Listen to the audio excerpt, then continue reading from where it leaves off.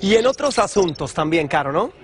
Y uno de los asuntos que seguramente la agenda del presidente va a estar bastante enfocada es en buscar un nuevo asesor de seguridad nacional, porque el que tenía hasta ahora presentó su renuncia. Bueno, así dicen, Thomas Bossert dejó el cargo apenas 2 días después, como recordarán ustedes, de sus polémicas palabras y esa polémica entrevista en la que dijo que los inmigrantes mexicanos somos el problema número 1 para las autoridades migratorias.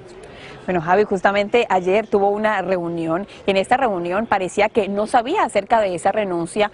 Aparentemente él presentó su carta de renuncia, pero habría sido forzada.